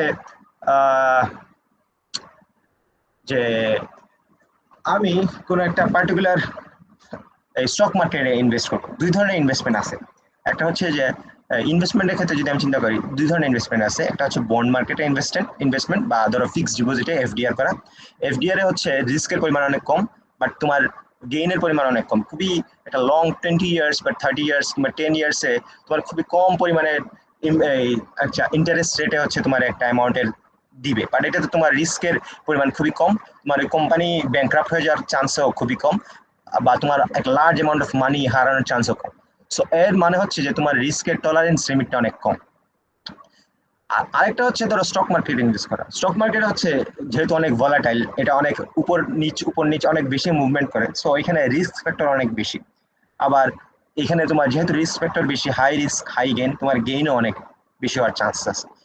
এটা ডিপেন্ড করে যে একজন ইনভেস্টর বা একজন প্রজেক্টের ম্যানেজার কিভাবে কি হ্যান্ডেল করতে পারে। এখন রিস্ক টলারেন্স হচ্ছে কোয়ান্টিটেটিভ অ্যামাউন্ট, যে আমি ধরো 5% ভলাটিলিটি আমি হ্যান্ডেল করতে পারি, আমার হাতে যে পরিমাণ টাকা আছে আমি 5%ই আমি খুশি আছি, এর বেশি লাফালাফি করে যদি ভলাটিলিটি থাকে যদি, তাহলে আমি হ্যান্ডেল করতে পারবো না। আমি ওই 5%-এর উপর নিচে যদি মার্কেট শিফট করে, ধরো আজকে মার্কেটে এই ফল করলো 10% স্টক মার্কেট, আমি চিন্তা করলাম যে আরো যদি ফল করে তাহলে আমার পক্ষে ব্যাংক্রাফট হয়ে যাব আমি, সো আমি সেল করে দিলাম। সো আমার রিস্কের টলারেন্স লিমিটটা ওই 10%। আর আমার যদি রিস্ক অ্যাপেটাইট হয়, হ্যালো কিছু বলবা? আচ্ছা, আর রিস্কের অ্যাপেটাইটটা হচ্ছে কাইন্ড অফ লাইক ওই মেন্টালিটি বা কোয়ালিটিভ নেচারটা, যে আমার কি পরিমাণে, হ্যালো কেউ কিছু বলবো নাকি? আচ্ছা, রিস্কের অ্যাপেটাইটটা হচ্ছে আমার ওই পার্টিকুলার আনসার্টেনিটি বা এই যে ইভেন্ট যেগুলো আছে ওইগুলো আমার মেন্টালিটি, যে আমি কি কতটুকু পরিমাণে নিতে পারি, আমি কতটুকু পরিমাণে নিতে আগ্রহী। আমার যদি রিস্ক নেওয়ার এবিলিটি অনেক বেশি থাকে তাহলে আমি স্টক মার্কেটে ইনভেস্ট করবো, যদি কম থাকে তাহলে আমি বন্ড মার্কেট বা ফিক্সড ডিপোজিট করবো। আর ওই থ্রেশহোল্ডটা হচ্ছে যে আমি কি পরিমাণ জিনিসটা আমি এক্সপোজারটা নিব, অনেকটা টলারেন্সের মতোই, যে আমি কি পরিমাণ জিনিসটা নিতে আগ্রহী, এর বেশি যদি রিস্ক থাকে তাহলে আমি এখানে ইনভেস্ট করতেছি না। সো আলটিমেটলি আমি একদম শুরুতে বলছিলাম যে আমাদের প্রজেক্ট বা কোনো একটা প্রজেক্ট যদি থাকে তাহলে আমার রিস্ক ম্যানেজমেন্টের ক্ষেত্রে অনেকগুলো স্টেপ থাকে। ফার্স্ট হচ্ছে যে আমি প্ল্যানিং করবো যে আমি এটাকে কেমনে হ্যান্ডেল করবো। সেকেন্ড হচ্ছে যে আমি কি কি ধরনের ইস্যু আছে ওইগুলো আইডেন্টিফাই করবো। থার্ড হচ্ছে যে আমি কোয়ালিটেটিভ রিস্ক অ্যানালাইসিস করবো। কোয়ালিটেটিভ রিস্ক হচ্ছে অনেকটা কাইন্ড অফ লাইক ক্যারেক্টারিস্টিক অ্যানালাইসিসের মতো, যে আমার এই জিনিসটা ওই যে সার্ভেতে আমরা কোয়েশ্চেনিয়ার করি না, যে এই পার্টিকুলার টাস্ক মানে এই ওয়েবসাইট ব্যবহার করে আপনার কেমন মনে হলো, খুবই ভালো, ভালো, খারাপ, খুবই খারাপ, ওই টাইপের। আর কোয়ান্টিটিভ হচ্ছে নিউমেরিক্যাল অ্যানালাইসিস, পিওর নাম্বার থাকবে এখানে, সেলসের নাম্বার থাকতে পারে, কাস্টমার কি রিটেনশনের ভলিউম হতে পারে। দেন আমি হচ্ছে যে ওকে ফাইন, আমি কোয়ালিটেটিভ কোয়ান্টিটেটিভ রিস্ক অ্যানালাইসিস করে ফেললাম। তারপরে জানলাম যে আমার এখানে রিস্কের এই পার্টিকুলার ইস্যুগুলো হচ্ছে যে আমার জন্য সব থেকে বেশি কোর প্রবলেম। দেন আমি এখান থেকে এই পার্টিকুলার ইস্যু হ্যান্ডেল করার জন্য আমার কি কি কাজ করা লাগবে এটা প্ল্যানিং করলাম, ওগুলার ইমপ্লিমেন্ট করলাম। দেন আমি যে ঠিকভাবে কাজ করতে পারছি কিনা এটা মনিটর করলাম। ওভারঅল ইস্যু জিনিসটা হ্যান্ডেলিংটা আমি এইভাবে করব। সো শুরুর একদম বেসিক জিনিসই হচ্ছে প্ল্যানিং করা। কোনো পার্টিকুলার তুমি যদি বাকি যে সকল স্লাইড আছে, এই লেকচার 5 হচ্ছে কোস্টে আমার অবশ্যই প্ল্যানিং থাকে, আমি বাজেটিং কেমনে করব ওইটার জন্য আমার প্ল্যানিং থাকে। লেকচার 6 হচ্ছে কোয়ালিটি, আমি কোয়ালিটি কেমনে মেনটেন করব, এগেইন এটার প্ল্যানিং থাকে। লেকচার 7 হচ্ছে রিস্ক ম্যানেজমেন্ট আমি কেমনে করব, এগেইন এটার প্ল্যানিং আছে। লেকচার 8 হচ্ছে প্রকিউরমেন্ট, আমি কেমনে সাপ্লায়ার কাছ থেকে জিনিসপাতি নিয়ে আসবো, এগেইন ওইটারও একটা প্ল্যানিং লাগে। এভরি সিঙ্গেল থিং যদি প্রজেক্টের একটা জিনিস করতে চাও তাহলে তোমার এখানে হচ্ছে একটা রিস্ক ম্যানেজমেন্ট বা অন্য যাই হোক না কেন তোমাকে একটা সার্টেন ডিগ্রি অফ প্ল্যানিং এখানে রাখতে হবে। এন্ড এইটা হচ্ছে যে তোমার রিস্ক ম্যানেজমেন্টের এক্সপোজার বা ওই সকল জিনিস হ্যান্ডেল করবে। এখন প্ল্যানিং এর মধ্যে তো অনেক কিছুই থাকতে পারে, যে আমি কিভাবে এই পার্টিকুলার জিনিস বা আমার প্রজেক্টের মেথোডোলজি কি, আমি প্রজেক্টটা কি কি করতে চাইতেছি, আমি যদি একটা ফ্যাক্টরি চালাই তাহলে আমার ফ্যাক্টরির মেথোডোলজি কি, বা আমি কই থেকে সুতা নিয়ে আসতেছি, কই থেকে আমার ইকুইপমেন্ট মেশিনারিজ নিয়ে আসতেছি। তারপরে হচ্ছে যে আমার এখানে কার রোলস কি, বা আমার এখানে ওয়ার্কার কজন আছে, ফ্লোর ম্যানেজার কজন আছে, সুপারভাইজার কজন আছে, বা ম্যানেজমেন্ট টিমে কজন আছে। আমার 1 মাসের মধ্যে যদি আমি কাজ করতে চাই তাহলে আমার বাজেটিং কি, সময় হচ্ছে আমার 1 মাস বা আমার কতটুকু সময় আছে, কি কি ধরনের রিস্ক হতে পারে, বা আমার এই যে রিস্কের প্রবাবিলিটি কি, ওইটা যদি হয় তাহলে আমার এখানে ইম্প্যাক্ট কি ধরনের, বা আমার শেয়ার হোল্ডার যারা আছে তারা কি ধরনের রিস্ক সাথে টলারেন্স কি, তারা কি অনেক শর্ট টাইমে অনেক বেশি প্রোডাক্ট ডেলিভারি দেওয়ার প্রমিস করছে, নাকি তারা খুবই স্লোলি লং টার্ম ভিশন প্রোডাক্টের কোয়ালিটি নিয়ে চিন্তা করে আগাইতেছে। অনেক ধরনের ইস্যু হতে পারে, অনেক ধরনের কম্পোনেন্ট থাকতে পারে। এগুলোর উপর বেস করে তোমরা বা প্রজেক্টের একজন ম্যানেজার হচ্ছে যে একটা প্ল্যানিংটা করে। এইখানে বেসিক্যালি এই প্ল্যানিং এর কি কি ধরনের জিনিস হতে পারে, এই জায়গায় বলা আছে যে আমার এখানে বলছিলাম না components of risk management planning, এইখানে একটা কোর কম্পোনেন্ট হচ্ছে রোলস এন্ড রেসপন্সিবিলিটি, কার কাজ কি। এক্স্যাক্টলি এখানে বলা আছে which people R responsible for implementing specific task, যে কোন মানুষ হচ্ছে যে কোন পার্টিকুলার টাস্কের জন্য এই কাইন্ড অফ লাইক দরকার, এবং এগুলো হ্যান্ডেল করার জন্য কি কি ধরনের ইস্যু হতে পারে। আবার আরেকটা জিনিস হচ্ছে যে টলারেন্সে স্টেক হোল্ডার বা শেয়ার হোল্ডারদের টলারেন্সের লিমিট কীরকম, এগুলা যদি পরবর্তী প্রজেক্ট যখন অনগোয়িং হবে তখন আমার কি ধরনের ইফেক্ট হবে। বেসিক্যালি এই পার্টিকুলার কোয়েশ্চেনগুলোর উপর বেস করে আমি প্ল্যানিংগুলো করবো। তোমরা এই পার্টিকুলার কোয়েশ্চেনগুলো মুখস্থ করার দরকার নেই, এগুলা জাস্ট ফর ইনটিউশন, এগুলো হচ্ছে জাস্ট বুঝার জন্য। যে আমার এখানে কি কি ধরনের প্ল্যানিং এ ইস্যু আসতে পারে। This is not so important. Okay, now আমরা আসলাম, ধরো আমি এখন আইডেন্টিফাই করব যে আমার প্রজেক্টে কি কি ধরনের ফ্যাক্টরস আছে, আমার এখানে ইস্যুসগুলারে আমি কেমনে হ্যান্ডেল করব। আমার প্রজেক্টে অনেক ধরনের ইস্যু হইতে পারে, আমার দুনিয়াতে তো অনেক ধরনের ইস্যু অনগোয়িং আছে। আমার পার্টিকুলার প্রজেক্টে কি কি ধরনের ইস্যু আছে এন্ড এগুলো আমি কেমনে আইডেন্টিফাই করব এন্ড এগুলোকে আমি কেমনে হ্যান্ডেল করব। হ্যাঁ, এগুলারে আইডেন্টিফাই বা হ্যান্ডেল করার জন্য অনেক ওয়েজ আছে। ফার্স্ট এন্ড ফরমোস্ট হচ্ছে যে এই যে আগে যে আমার ডকুমেন্টেশন করলাম, প্ল্যানিং করলাম, ওই প্ল্যানিং এর উপর বেস করে ওইখানেও তো অনেক সময় লেখা থাকে যে আমার এই পার্টিকুলার ইস্যুস গুলো হইতে পারে, এই পার্টিকুলার ইস্যুস না হইতে পারে। এন্ড আমি যখন আইডেন্টিফাই করব, এখানে ব্রেনস্টর্মিং তার নাম যেটা ওইটাই, ডেলফি টেকনিক্স আছে, ইন্টারভিউইং আছে, রুট কোজ অ্যানালাইসিস আছে। ডেলফি টেকনিক্স নিয়ে আমি একটু পরে কথা বলবো। তারপর হচ্ছে যে কিছু চেকলিস্ট থাকে, কিছু অ্যাজাম্পশনস থাকে। অ্যাজাম্পশনস বলতে অনেকটা ওই ধরো তোমরা যে আইডিয়াল গ্যাসের কথা চিন্তা করো, আমরা যে কলেজ লেভেলে পড়ছিলাম ideal gas PV equal to nRT, তখন আমি যদি আইডিয়াল গ্যাসে প্রেসারের সাথে ভলিউমের একটা রিলেশন যখন চিন্তা করতে যাই, তখন আমি ধরে রাখি, এজিউম করি যে আমার টেম্পারেচারে কোনো চেঞ্জ হইতেছে না। আবার আমি যখন প্রেসারের সাথে টেম্পারেচারের একটা রিলেশনশিপে যাই, তখন আমি এজিউম করি আমার ভলিউমের কোনো চেঞ্জ হচ্ছে না। সো পার্টিকুলারলি এই ধরনের ক্ষেত্রে আমরা যদি রিস্ক অ্যানালাইসিস করতে যাই, তাহলে আমাদের কিছু কিছু পার্টিকুলার জিনিস ফিক্স ধরা লাগবে যে আমার যদি এই পার্টিকুলার ঘটনা যদি ঘটে, তাহলে আমার এই পার্টিকুলার আউটকাম হবে, এইটা যদি ঘটে তাহলে এই আউটকাম হবে। মানে এই আউটকামগুলো অ্যানালাইসিস করার অনেকগুলো ওয়ে আছে। একটা হচ্ছে যে কজ অ্যান্ড ইফেক্ট ডায়াগ্রাম, তার নাম যেটা অনেকটা কাজই অনেকটা এরকম যে তুমি একটা ডায়াগ্রামে আঁকবা, ফার্স্টে কজ লিখবা, দেন কজের মধ্যে থাকবে যে এই পার্টিকুলার যদি ঘটনা ঘটে তাহলে এই ইফেক্টগুলো আমার হইতে পারে। ওইখান থেকে চিন্তা করা, সব থেকে কোর ইস্যুগুলা ফাইন্ড আউট করার চেষ্টা করা। Then process flow chart, flow chart I think পড়ার কথা। দেন হচ্ছে সোয়াট অ্যানালাইসিস। সোয়াট অ্যানালাইসিস হচ্ছে যে আমার প্রজেক্টে এই এস দিয়ে হচ্ছে স্ট্রেংথ, ডাব্লিউ দিয়ে উইকনেস, ও দিয়ে অপরচুনিটিস, টি দিয়ে থ্রেটস। সো বেসিক্যালি আমার পার্টিকুলার প্রজেক্টের স্ট্রেংথ কি, উইকনেসগুলো কি, এখানে আমার যদি এই পজিটিভ কোনো রিস্ক থাকলে পজিটিভ অপরচুনিটিস কি, অ্যান্ড নেগেটিভ যদি আউটকাম থাকে তাহলে আমার এখানে থ্রেটস কি কি। ব্রেনস্টর্মিং হচ্ছে, ব্রেনস্টর্মিং তো তোমরা জানোই, ব্রেনস্টর্মিং নাম যেটা ইউজুয়ালি এটাই। এখন মাইন্ড ম্যাপিং, আমরা হচ্ছে বেসিক্যালি আমার গোলটা কি, গোল হচ্ছে যে আমি আইডেন্টিফাই করব আমার এখানে কি কি ধরনের রিস্ক ইনভলভ এন্ড ওই পার্টিকুলার রিস্কগুলো হ্যান্ডেল করব। লেটস সে আমি এই কথা বলতেছি যে আমার ফাইন্যান্সিয়াল রিস্ক একটা ইনভলভ আছে, আমার একটা প্রজেক্ট হ্যান্ডেল করতেছি, আমার এই ধরো অয়েল শর্টেজেস বা কিছু একটা ঘটনা ঘটছে। আমি ফার্স্ট এন্ড ফরমোস্ট আমি চিন্তা করবো এখানে মাইন্ড ম্যাপিং এর জিনিসটা হচ্ছে যে begin with category of risk, it is standard represented circle. Let's say আমার ফার্স্ট এন্ড ফরমোস্ট চিন্তা করবো যে আমার কি কি ধরনের প্রবলেম হতে পারে, ফাইন্যান্সিয়াল ইস্যুস হতে পারে। ওকে, মেইন ইস্যু ফাইন্যান্সিয়াল। কারণ ফাইন্যান্সিয়ালের আন্ডারও তো অনেকগুলা জিনিস হতে পারে। এক, আমার প্রত্যেকটা জিনিসের দাম বেড়ে যেতেছে। দুই হচ্ছে যে আমার ওয়ার্কারদের অনেক বেশি পরিমাণে স্যালারি দেওয়া লাগতেছে। সো ফাইন্যান্সিয়াল ইস্যুর একটা মেইন জিনিস হচ্ছে যে আমার বাজেটের ওভারলোড হয়ে যাচ্ছে, আমার বাজেট অনেক বেড়ে যাচ্ছে। মেইন কোর ইস্যু হচ্ছে ফাইন্যান্সিয়াল রিস্ক। ফাইন্যান্সিয়াল রিস্কের একটা উইং হচ্ছে মেজর রিস্ক, মেজর ইভেন্ট হচ্ছে যে বাজেটের ওভারলোড। কারণ বাজেটের ওভারলোড আমার তো অনেক নানাবিধ কারণেই হতে পারে।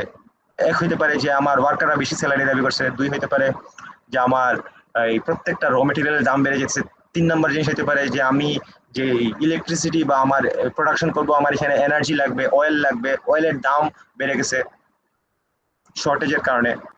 সো এই সকল কারণে দেখা যেতে পারে যে আমার মেইন কোর ইস্যু হচ্ছে ফাইন্যান্সিয়াল রিস্ক। ফাইন্যান্সিয়াল রিস্কের পরে হচ্ছে যে তার সাথে কানেক্টেড হচ্ছে মেজর রিস্ক হচ্ছে বাজেট ওভারলোড। এখন বাজেট ওভারলোড কেন হচ্ছে, অয়েল শর্টেজের কারণে হচ্ছে। সো বেসিক্যালি কাইন্ড অফ একটা লিনিয়ার ম্যাপ করা, এইটার কারণে এইটা হচ্ছে, এইটার কারণে এইটা হচ্ছে, এইটার কারণে এইটা হচ্ছে, এমনি আইডেন্টিফাই করার চেষ্টা করা যে মেইন কোর ইস্যুটাকে। আরেকটা হচ্ছে যে ডেলফি টেকনিক। ডেলফি টেকনিক হচ্ছে কাইন্ড অফ অনেকটা mores iterative way, straight forward way. একটা মিনিট বাজে কয়টা, 54। আচ্ছা, একটা মিনিট খারাপ।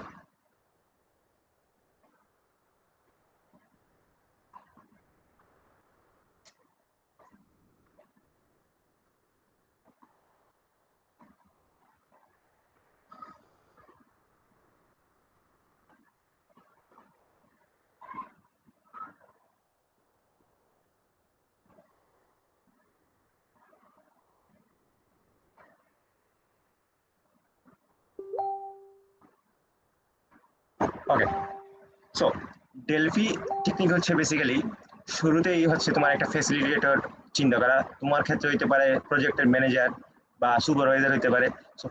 সুপারভাইজার হচ্ছে যে সে একজন এক্সপার্ট, ফিল্ড এক্সপার্ট বা কনসালটেন্টে নিয়ে আসবে, সে এই ধরনের অনেক কাজ অনেক করছে, সে জানে। দেন ওই ফিল্ড এক্সপার্টের সে কাইন্ড অফ লাইক কিছু কোয়েশ্চেন করবে যে আমি এই পার্টিকুলার প্রজেক্ট করতে চাইতেছি, এই পার্টিকুলার প্রজেক্টে অমুক তমুক জিনিস শুনছি আগে ঘটে, আপনার কি মতামত বা কি ধরনের রিস্ক থাকতে পারে। দেন ওই প্রজেক্টের এই কোয়েশ্চেনের উপর বেস করে এক্সপার্ট নানাবিধ অপিনিয়ন দিবে। দেন অপিনিয়ন থেকে সেখানে আইডেন্টিফাই করার চেষ্টা করবে যে আচ্ছা সে তো অনেক কিছু বললো, এইগুলার মধ্যে সব থেকে কমন কোন জিনিসগুলো ঘটে। সে ওই কমন আইডেন্টিফাই কমন থিমস, সে কমন ইস্যুসগুলো আইডেন্টিফাই করবে। দেন ওই কমন ইস্যুসগুলোর উপরে বেস করে সে হচ্ছে যে আবার এক্সপার্টের কাছে যাবে যে আমি এই কমন ইস্যুসগুলো ফিগার আউট করছি, এখন আপনার কি মনে হয় এইগুলা কতটুকু রেলেভেন্ট। সে আবার ওপিনিয়ন দিবে যে এইটা হচ্ছে এই পরিমাণ রেলেভেন্ট, এটা আমার মনে হচ্ছে না যে এই পরিমাণ রেলেভেন্ট, এটাকে তোমার চেঞ্জ করা লাগবে। সো এইটা হচ্ছে basically back and fourth back and fourth back and fourth iterative ওয়েতে তুমি এই সুপারভাইজার যাবে এক্সপার্টের কাছে, এক্সপার্ট এটা ওপিনিয়ন দিবে। দেন আবার ওইটা থেকে এই সুপারভাইজার জিনিসগুলো আইডেন্টিফাই করবে করে একটা কাইন্ড অফ লাইক গুছিয়ে একটা রিপোর্ট লাগবে। ওই রিপোর্ট নিয়ে আবার এক্সপার্টের কাছে যাবে, এক্সপার্ট আবার ওপিনিয়ন দিবে। এরকম ইটারেটিভ ওয়েতে সে একটা এই রিস্ক আইডেন্টিফাই করবে এন্ড এগুলো একটা কাইন্ড অফ সলিউশন ট্রাই করবে। এইখানে হচ্ছে যে এটা বেসিক্যালি একটা ডকুমেন্টেশন ওয়ে যে তোমার কি কি ধরনের কজ থাকতে পারে। যেমন এই থ্রেটস, লেটস সে তোমার এখানে কজ হচ্ছে যে একটা রিস্ক, একটা প্রজেক্টের লেবার ডিসপিউট আছে, লেবার ডিসপিউটের উপর বেস করে হচ্ছে যে লেবার ডিসপিউটের কারণ হচ্ছে ওরা আগে বেতন পাইতো 10,000, এখন বলতেছে যে না আমাদের বেতন 2,000 বাড়াইতে হবে। সো তুমি বললা যে না আমার পক্ষে ফাইন্যান্সিয়ালি পসিবল না, ওরা রিস্ক হচ্ছে যে ওরা স্ট্রাইকে চলে গেল। এখন যেহেতু স্ট্রাইকে চলে গেল তোমার ইফেক্ট কি হবে, তোমার ওয়ার্কাররা আসবে না। একইভাবে অনেক ধরনের অনেক ইস্যুজ হইতে পারে। এখানে আরেকটা ইস্যু হইতে পারে, ধরো মিডল ইস্টে ওয়ার হইতেছে, মিডল ইস্টে ওয়ারের কারণে অয়েল শর্টেজ আছে, অয়েল শর্টেজ হওয়ার কারণে তোমার প্রোডাকশন আটকায় আছে। সো অনেক ধরনের অনেক ইস্যুজ হইতে পারে যেটা তুমি ধরো এই ডকুমেন্টেশনের মাধ্যমে তুমি চেকলিস্ট বানাইলা, চেকলিস্টের উপর বেস করে তুমি জিনিসগুলো আইডেন্টিফাই করার ট্রাই করো। এখন আসো কোয়ালিটেটিভ অ্যানালাইসিস। কোয়ালিটেটিভ অ্যানালাইসিস এর আগেও আমি অলরেডি 2বার বলে দিছি যে কোয়ালিটেটিভ অ্যানালাইসিসের উদ্দেশ্য হচ্ছে যে প্রায়োরিটাইজ করা কি কি ধরনের রিস্ক আছে, অ্যাসেস করা, দেন এগুলারে কম্বাইন করে একটা প্রবাবিলিটি বাই করার চেষ্টা করা যে কোন জিনিসটা আমার জন্য বেশি ইম্প্যাক্টফুল, আর একটা আনসার্টেনিটি কমান। আর কোয়ালিটেটিভ অ্যানালাইসিস অনেকটা হচ্ছে এই নাম যেরকম সে অনেকটা কোয়ালিটি বা এই সকল ইস্যু নিয়েই কাজ করে, এখানে নিউমেরিক্যাল কোনো অ্যানালাইসিস নাই। এগেইন এখানে আমি যে বলছিলাম না যে ধরো কোন একটা highly likely, unlikely, very unlikely, likely, very likely, highly likely, এই ধরনের বিভিন্ন ধরনের ক্যারেক্টারিস্টিক্স এর উপর ভিত্তি করে হচ্ছে আমি কাইন্ড অফ লাইক অ্যানালাইসিস গুলো করব। এখন আমি চাইলে অ্যানালাইসিসের রেগুলার স্কোর দিতে পারি যে কোনো একটা ঘটনা ঘটার যদি চান্সেস খুবই কম থাকে তাহলে আমি স্কোর 0 দিয়ে দিলাম, ভেরি আনলাইকলি। আর যদি কোনো ঘটনা ঘটার চান্সেস অনেক হাই, 95% ওর মোর, তাহলে আমি এটারে স্কোর 5 দিয়ে দিলাম, অনেক হাই। আবার আমার ওই অ্যাসেসমেন্ট যদি করতে চাই তাহলে আমার যদি এই ঘটনা যদি ঘটে তাহলে আমার যদি কোনো ইম্প্যাক্টই না হয়, আমার এটা গায়ে না লাগে, তাহলে আমি এটারে ইগনোরেবল হয় তাহলে আমি পার্টিকুলারলি স্কোর দিলাম 0। আর যদি মেসিভ প্রবলেম হয়, ক্যাটাস্ট্রফিক লস হয়, তাহলে আমি দিলাম 5। তো এরকম আমি আর কি ক্যাটাগরাইজ করলাম যে ignorable, unimportant, less important, very important, important, very important and catastrophic. So basically এটা অনেকটা ওই analysis, qualitative characteristics wise analysis. এখন ধরো কোনো একটা ঘটনা ঘটার কনসিকুয়েন্সেস এই দিকে আছে এই অ্যাক্সিস বরাবর, আর লাইকলিহুড ঘটনা ঘটার চান্সেস অনেক হাই, সরি ঘটনা ঘটার প্রবাবিলিটির হচ্ছে যে এই অ্যাক্সিসে। সো তোমার কনসিকুয়েন্সও যদি ল হয়, আবার ঘটনা ঘটার চান্সেসও যদি ল হয়, তাহলে তোমার অবশ্যই রিস্ক কম, তোমার ঘটনাও ঘটতেছে কম। ঘটনা যদি ঘটেও তাহলে তোমার এখানে এই আজেবাজে উইয়ার্ড অবস্থা, সিচুয়েশন ক্রিয়েট হওয়ার প্রবাবিলিটিও কম। তাহলে তুমি এই রিস্ক যেগুলো আছে বা এই পার্টিকুলার ইস্যুসগুলো তোমার ধরারই দরকার নাই, গণারই দরকার নাই। আবার একদম অপোজিট সাইডে হচ্ছে যে এগুলো ঘটার চান্সেস অনেক হাই, দেন ওইটা যদি ঘটে তাহলে তোমার রিস্ক ফ্যাক্টরও অনেক হাই। এগেইন অয়েল এক্সাম্পল যদি আমি দেই, তাহলে হরমুজ ক্লোজ করার কারণে হচ্ছে একটা তুমি ধরেই রাখতে পারো যেহেতু হরমুজ ক্লোজ হয়েছে তার মানে একটা অয়েল শক আসবে, অয়েলের এই সাপ্লাই কমে যাবে। অয়েলের সাপ্লাই যদি কমে যায় তাহলে আমার মেসিভ চান্সেস আছে অয়েলের প্রাইস স্পাইক করবে। অয়েলের প্রাইস যদি স্পাইক করে তাহলে আমার এনার্জি কস্টও অনেক বেড়ে যাবে। সো আমার কনসিকুয়েন্সেস হচ্ছে আমার অয়েলের শর্টেজ ক্রিয়েট হওয়া, দ্যাট ইজ ভেরি হাই যেহেতু হরমুজ ক্লোজ। আবার যেহেতু হরমুজ ক্লোজ সেহেতু আমার অয়েলের শর্টেজ হওয়ার প্রবাবিলিটি অনেক হাই। আলটিমেটলি তুমি বেসিক্যালি এই জায়গায় আসো, একদম রেড জোনে আসো। এটাকেও কাইন্ড অফ লাইক অনেকটা এমনিও চিন্তা করা যায়, এটা একটু এই ডেসক্রিপটিভ ওয়ে। এই হোয়াইট মার্কে যেগুলো আছে ওইগুলা বা বিলো যেগুলো আছে এগুলো হচ্ছে তেমন একটা দরকারি নাই, বা মানে এগুলো খুবই ইগনোরেবল ইস্যুস গুলা। গ্রিন গ্রিন যেগুলো আছে, গ্রিন গুলো হচ্ছে যে ম্যাসিভলি মোটামুটি মোর অর সম মিডিয়াম রিস্ক, এই যে কাইন্ড অফ লাইক ইম্প্যাক্টের সাথে প্রবাবিলিটি ঘটনা ঘটার কি পরিমাণ প্রবাবিলিটি আছে। আর ফাইনালি হচ্ছে যে ম্যাসিভলি টপ রিস্ক হচ্ছে এই গ্রে জোন, মানে প্রবাবিলিটিও তার অনেক হাই, এই জিনিসপাতি যদি ঘটে তাহলে তার ইম্প্যাক্টও অনেক হাই। ইম্প্যাক্ট বলতে হইতে পারে যে আমার এখানে প্রোডাকশনের লস হতে পারে, আমার কন্ট্রাক্ট বাতিল করে দিতে পারে, আমি অন টাইম জিনিসপাতি সাপ্লাই না দিতে পারি, আমার কোম্পানি ব্যাংক্রাফট হয়ে যেতে পারে অতিরিক্ত খরচের কারণে। সো এই ধরনের ইস্যুস হতে পারে। ওকে, নাও এইটা হচ্ছে বেসিক্যালি যে ওই মৌরস আগের ইস্যুস গুলার উপরে বেস করে যে আমার যদি ল থাকে তাহলে কি ধরনের ইফেক্ট পড়তে পারে। ইম্প্যাক্ট হতে পারে যে ভেরি লো যদি প্রবাবিলিটি থাকলে আমার ইনসিগনিফিকেন্ট কস্ট হবে, যেগুলো আমি তেমন একটা গায়ে মাখবো না। আর যদি ভেরি হাই প্রবাবিলিটি থাকে তাহলে আমার হচ্ছে কস্ট 40% বা অর্সো বেড়ে যায়। কারণ তুমি একটা প্রোডাকশন বা প্রজেক্ট ম্যানেজমেন্ট যদি থাকো আর তোমার বাজেটের যদি 40% মেসিভ ইনক্রিজ হয় তাহলে তো তোমার জন্য এটা খুবই problematic. So more or so এইখানে কাইন্ড অফ লাইক এই আগের আইডিয়াস গুলোর একটু ডেসক্রিপটিভ ওয়েতে লেখা যে